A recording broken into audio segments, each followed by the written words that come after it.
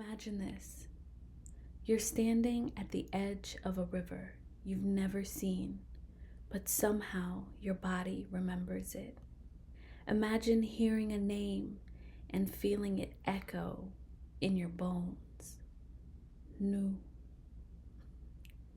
That was kind of funny. I'm not gonna lie. You don't know why, but it pulls you in. Now, imagine being told this river, Nu, was a myth and it never existed, or that it was just some made up story, some imaginary tale. But you find out that it's real, with real people and real stories, and it still flows, still nourishes, and still carries memory. This isn't mythology. This is geography. And today, we go there.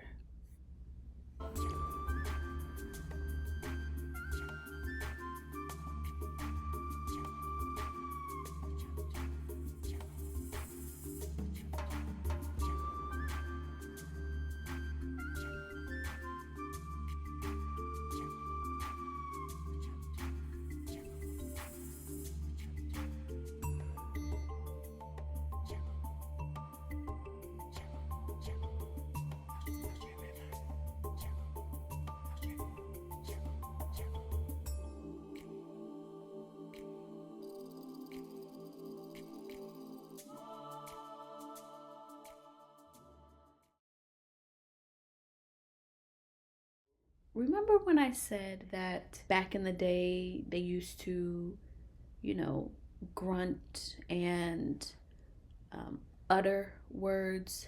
Well, here's another one. In modern times, when we hear about the River Nu, it's usually in reference to the primordial waters that the people spoke about in ancient Kemet. And Nu in Kemet means night.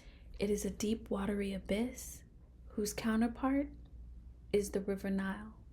So it's really talking about origin, saying these primordial waters, this deep abyss was, black, the origin of creation, right? So the River Nu is a real river in the southern region of Africa, actually in South Africa. The River Nu is vital in that part of the world. My theory is that this Nu is the River Nu that the ancient Cometians were talking about. Waterways were very important at that time, and so this river, its ancient name was given to it by the Khoikhoi, and Khoikhoi are a part of the Nama. This particular river, Nu, the real one, is primordial waters because it was there in the beginning when the Nama survived that ice age.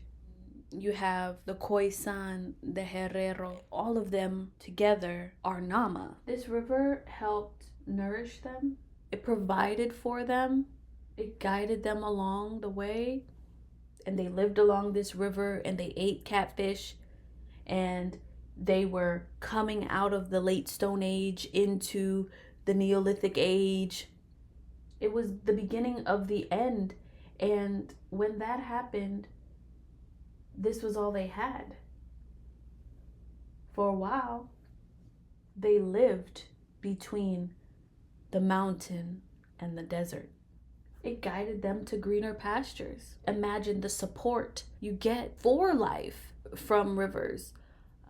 It guided them to new places and new beginnings. This was the beginning of everything for them. So who knew that?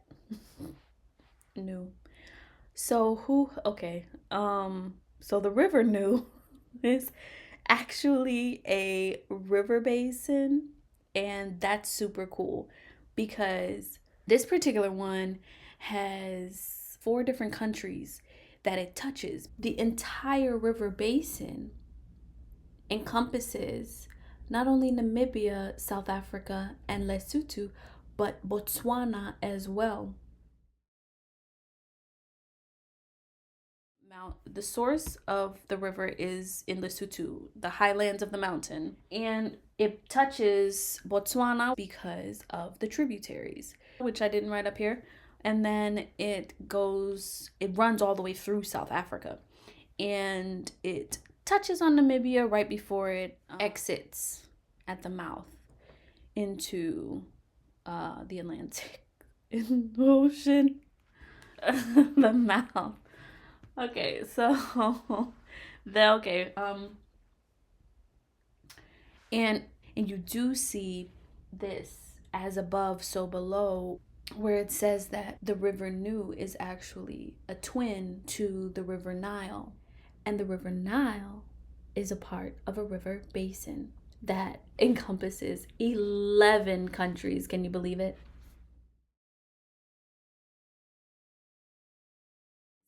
River basins are like okay, hold on. So river basins are these, like, it's a bowl. It's a bunch of like tributaries. That's what they're called, and they go into this river. Wait, they go to this river, and they're like going like this into this river.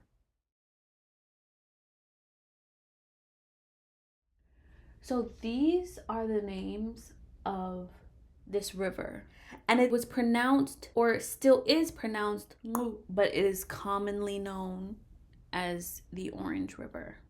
This word nu means black, and the Sutu word senku was derived from this word nu that came from the Khoi Khoi.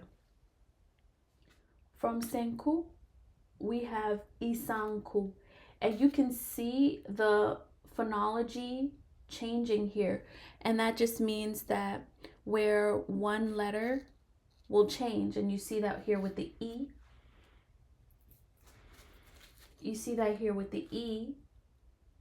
anku becomes anku. And there's a little bit of a lingering here with the G being in between, and that's morphology, where it's morphing into a different word, but at the same time, it's still keeping that same sound. And you see that a lot in Bantu languages and in Nguni languages. You'll see where they'll literally just change one letter. And I believe that here, when we look at the word Anpu, we really get to see how semantics and pragmatics begin to play into what is happening here linguistically.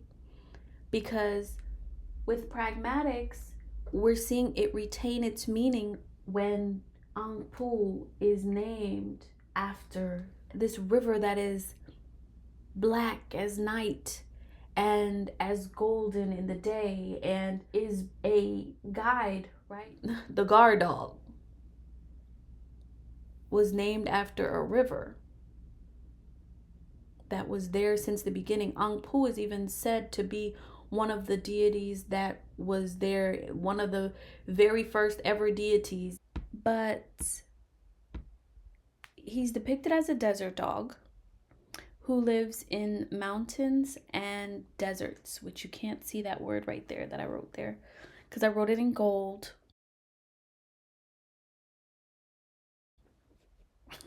So he lives in mountains and deserts, and he's said to have a face as black as night and as gold as day. And again, you can't see that because the Sharpie, I could just write it in.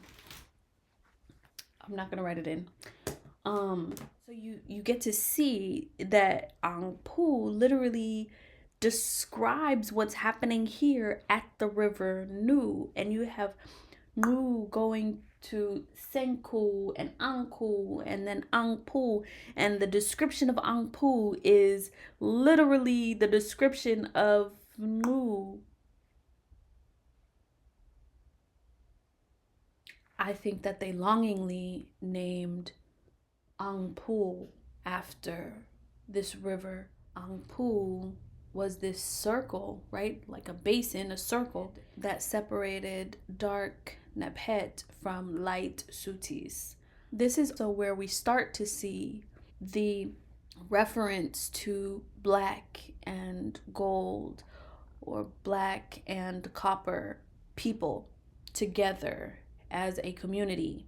Dark skin, light skin, black people. Imagine traveling along the river, right?